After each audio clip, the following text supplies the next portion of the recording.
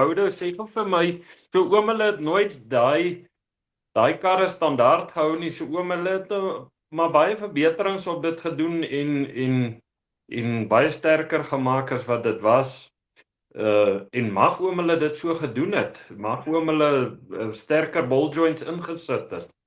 Nee, natuurlijk, dit mag je doen. I mean, the regulations where you had a Beetle body, you could race it. But that's where this Paul Kutzer fellow came in, because he was the first guy to build off-road cars professionally. He built Buckies and Beetles and Sandmasters and all sorts of stuff under the name Orco. And that's why he built an Orco for us. We raced together for many years. Nou hoe dit oom dit ondervind om toe nou van die Beetle af te skuif na die nuwe Sandmaster toe, was dit 'n groot verskil oom? Well, in die eerste plek, jy ry in 'n Beetle en jy het vensters en jy het 'n dak. As jy nou praat van 'n Sandmaster, okay, gaan ek jou 'n storie vertel. Okay, first of all, with the roof there was always mud, okay, and you had to have a thing called a Parker pumper. That is a full face helmet with a hose pipe attached to it, attached to a little motor which sucked air from the filter and pumped clean air into your helmet. Now, to give you an idea of the sand and the mud, there was a well-known off-road racer who had plenty of money and had the best car in off-road racing. And then the mud came down. We were covered in mud, and he said, right, tomorrow I'm not racing. Stan. And we said, why not racing? He says, no, my hand can't reach the starter button. It's full of mud, I'm not racing. You can't reach the starter button. Now, that was off-road racing in those days. The cars were filled with mud. You couldn't see anything. Ek sê in die handling van die kar het hy baie beter hanteer en het hy daarom die rof bietjie beter gevat as die Beetle.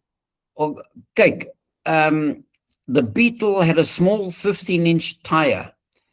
And in those days we were mad, and because the most important thing to us, which is stupid, was the race around the houses. That if you got 40 Beetles racing around there, we even did a whole roof on Dunlop SP tires, which is not an off-road tire, which is madness. But later on we learnt there was a 13-inch sand tire, which was actually, it was a 31-inch tire, because the tires acted as shock absorbers. Now, there comes the word shock absorber. A mate of mine was one of the big bosses of Gabriel shock absorbers. They built me a special set of Gabriel shock absorbers for the roof. Okay. After around the houses, there was the first section, was the roughest section, a whole lot, 30 kilometers. We did 30 kilometers and the shocks were finished. We threw the shocks away. Then we learned, when you say, wat se advies kan jy vir iemand gee? Then we learned there's a shock called a Bilstein shock. We fitted Bilstein shocks to our Beetle and raced them for 10 years. That's the sort of advice, but you find out the hard way, you know. Somebody comes to you, yes, you tell them, but how did you find that out? You broke the brand new shocks and that's how you found out. And I mean, another thing, the Beetle petrol tank was right in the front. On that first section, we got a hole in the petrol tank. From that first race onwards, we always carried soap.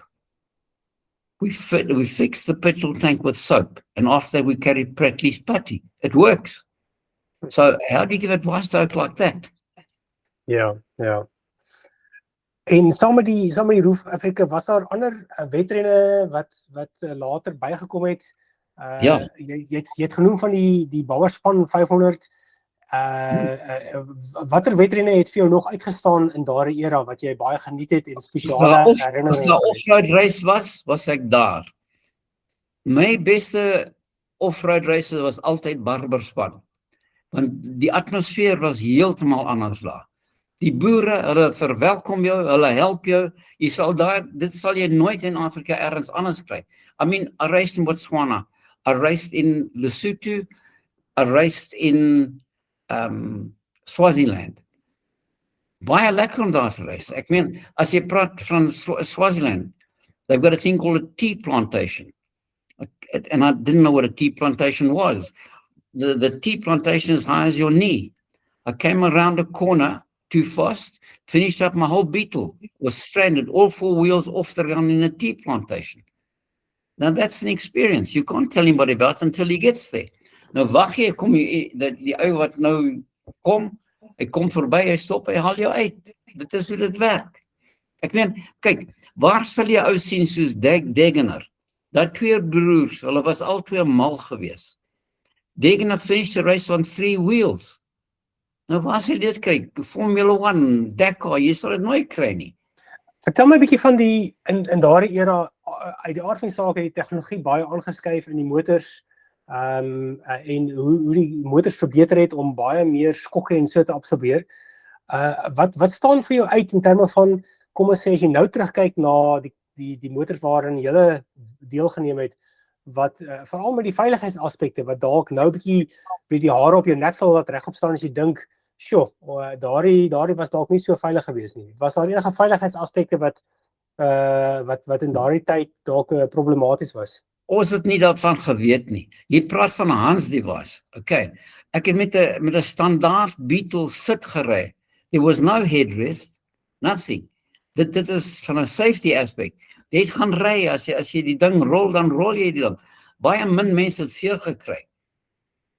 Die spoed was nie so hoog soos wat dit vandag is nie. Ek meen, was jy persoonlik al ooit in 'n nuwe Toyota gewees? My seun ry een van die Toyotas wat Dakar toe gaan.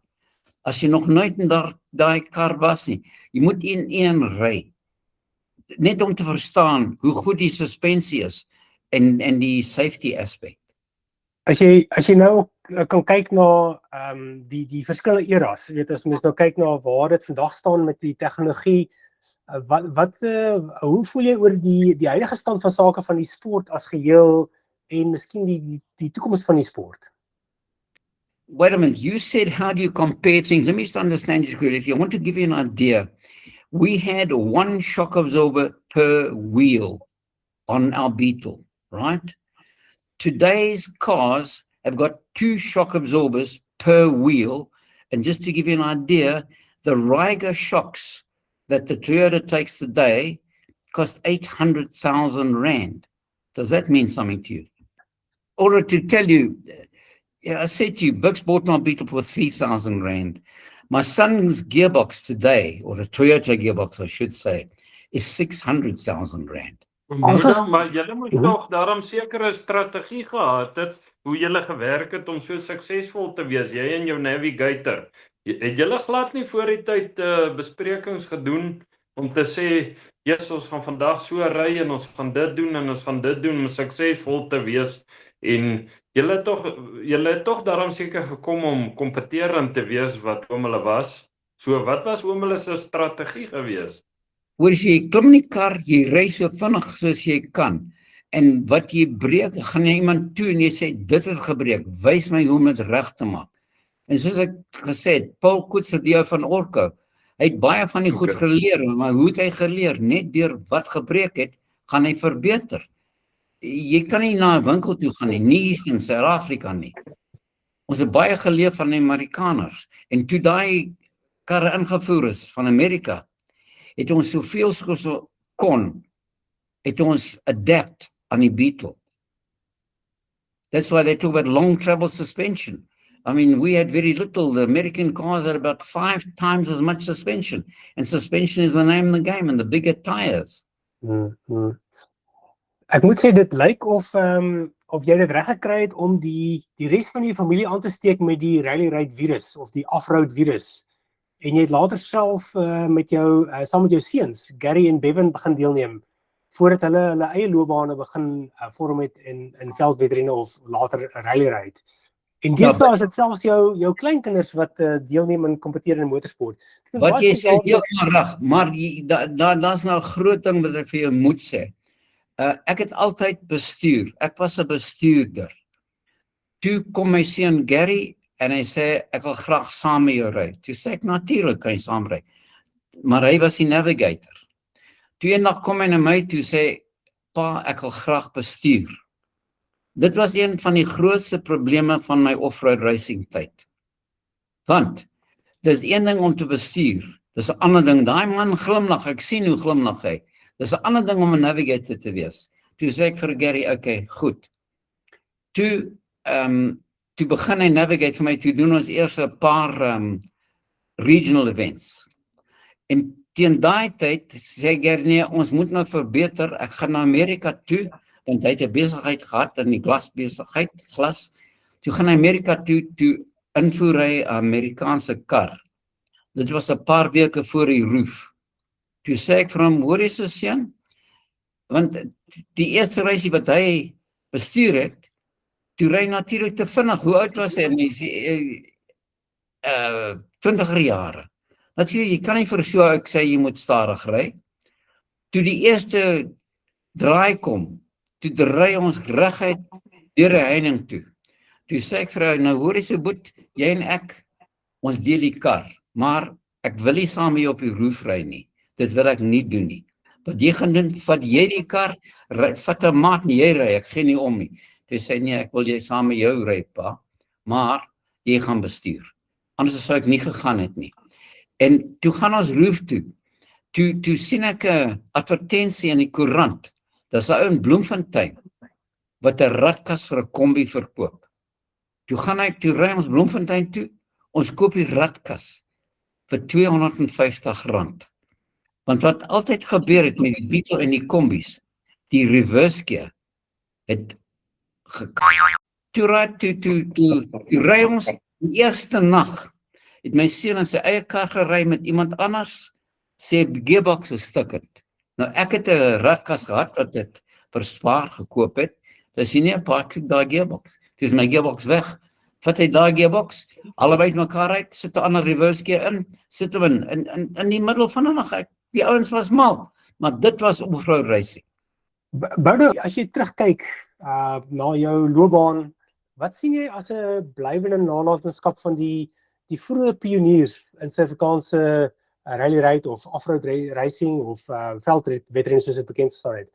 En watter tipe, kom ons sê, gees sien jy wat julle gehad het en wat dalk nog in die sport gebly het met al die jare? Laat ek dit so stel. Die hele off-road racing het heeltemal verander. Ek onthou 'n tyd op die roof. Toe was ek een van die eerste 5 karre. Toe kom ons daar, en Paddy Driver, die motorfietsryer, was daar in sy baie duur bakkie. Hy het gebreek. Okay. Ons kon nie verbykom nie. Toe besluit ons altyd, hoor jy so, as jy hierdie goed nie uit die pad kry nie, gaan ons jou oor die berg stoot. That was the sort of thing, because you had to get past. You know, you made plans. We had swollen rivers. And what you did is you went across the rivers where you put a chain on your car and out behind you had a chain and you towed each other across to make sure you didn't get swept away. Daai goed gebeur nie meer vandag nie. En ek mis dit baie. Dink jy daar is nog plek om weer iets te doen soos die Roof of Africa? Dink jy daar is nog 'n geleentheid om weer die Roof of Africa in te stel vir karre?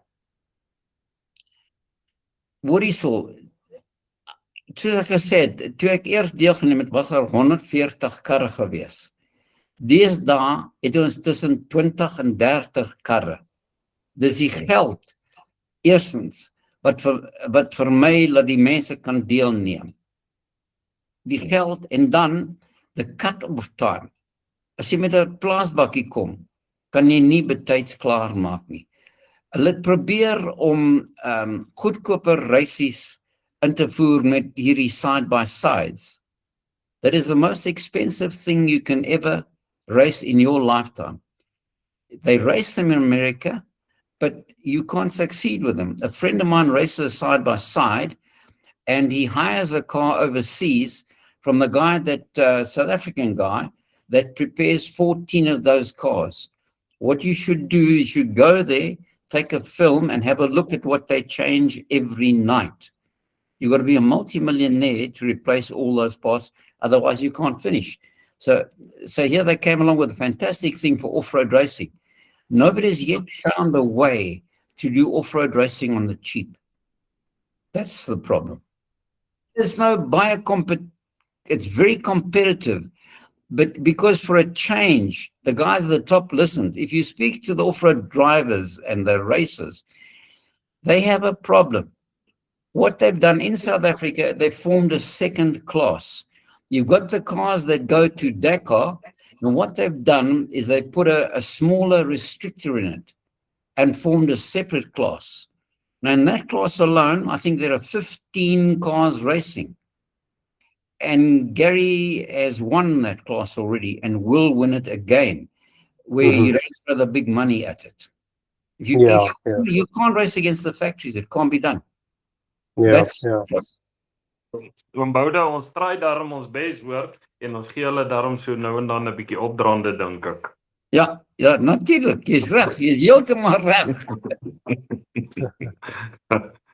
You know, the other thing, of course, don't forget, when the factories came in, they threw the sponsorship at the off-road racing, and we needed them. But it started off, they came, they put in tanks, 500-litre tanks, and therefore they didn't need to stop.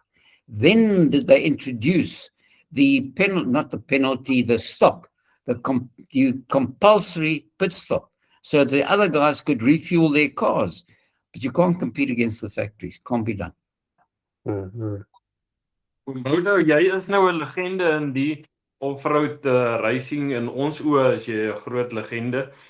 Nou, wat dink jy, wat maak iemand 'n legende in die sport, oom? Wat sal oom sê, wat maak iemand 'n legende? Uithou vermoë en help ander mense. As jy iemand sien wat vassit, moenie verbyry nie. Help die ou, hy sal jou help. Baie belangrik. As jy dit kan doen, help ander mense in die sport. Bring ander mense in die sport in. Dis die belangrikste. En as jou kar breek, maak hom reg. Versterk die ding, maak hom reg. Laat ek vir jou so stel, ons het karre gereis in die off-road racing. Maar oor die naweek het ek saam met my 2 seuns off-road bikes gery. As jy nog nooit 'n off-road bike gery het nie, dan het jy nog geleef nie. Definitief nie. Dit is 'n ander storie daar.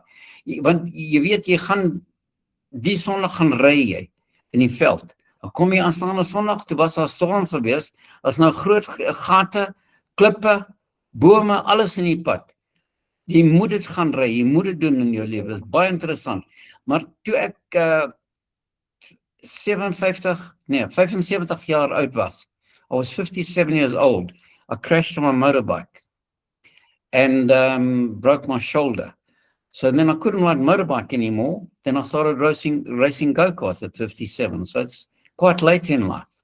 But there's an adventure for you. If you've never driven a go-kart, you've got to go and do it on a track. Ja, fantasties. En as ek kan vra, waarmee hou Bouda homself vandag besig? En wat lê voor in die toekoms? Ek gaan na elke off-road race toe saam met my seun Gary. Ek gaan na elke race toe by Kyalami en Swartkops met my kleinkinders. Ek is altyd by die races, ek is baie geïnteresseerd. Ek verstaan van die karre, ek weet wat aangaan. As hulle met my praat oor oversteer, understeer, of shock absorber, enige van daai goed, ek verstaan, ek is baie geïnteresseerd. En oom Bouda, jou kleinkinders, hoe gaan dit met hulle? Wat gebeur, die kleinkinders gekom, die ouens 5 jaar oud was, toe besluit Gary, nee, die ouens moet nou in die motorsport inkom. Toe koop hy vir hulle teen die 5 jaar ouderdom, koop hy vir hulle go-karts.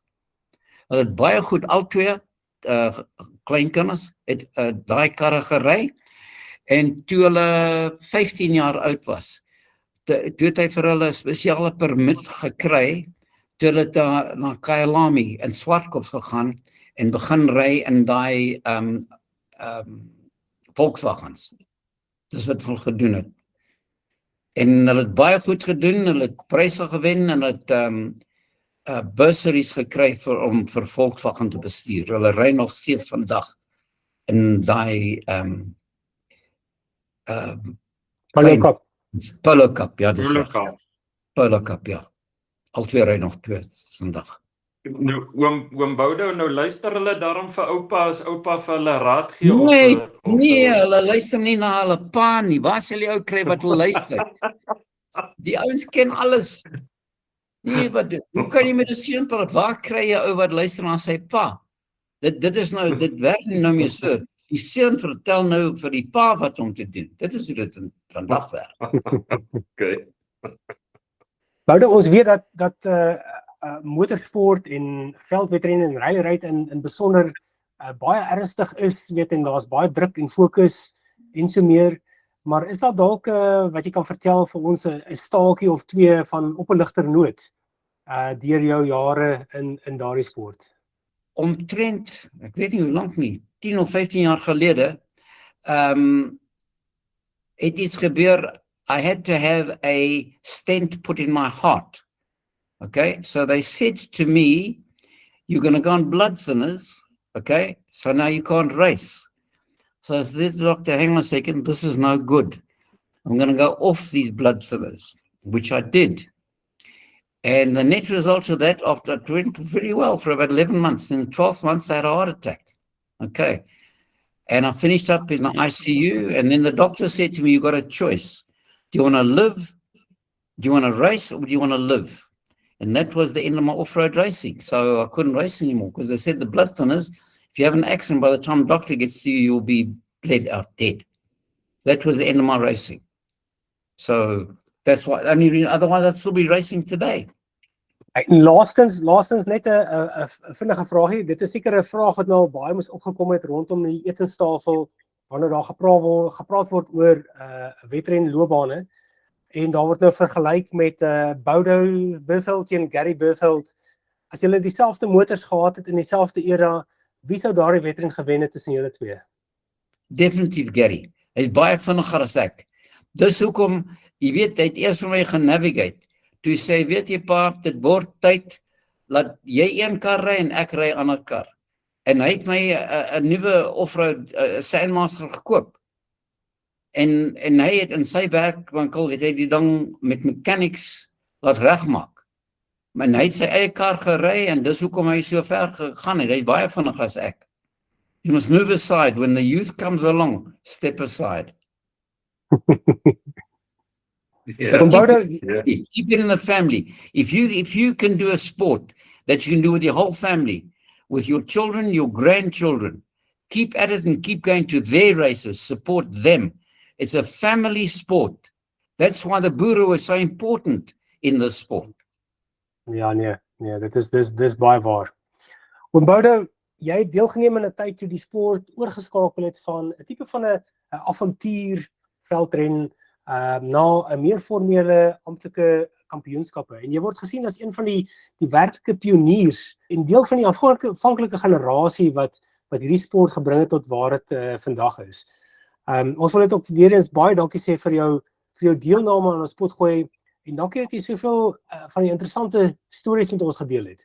Dankie ook aan my entoesiastiese en baie talentvolle mede-aanbieder Stompie. Dankie om Boudou en dit is vir ons 'n groot eer om vanaand met oom te gesels. Julle moet mooi bly. Baie dankie. Baie dankie Isak. Baie dankie Stompie. Totsiens.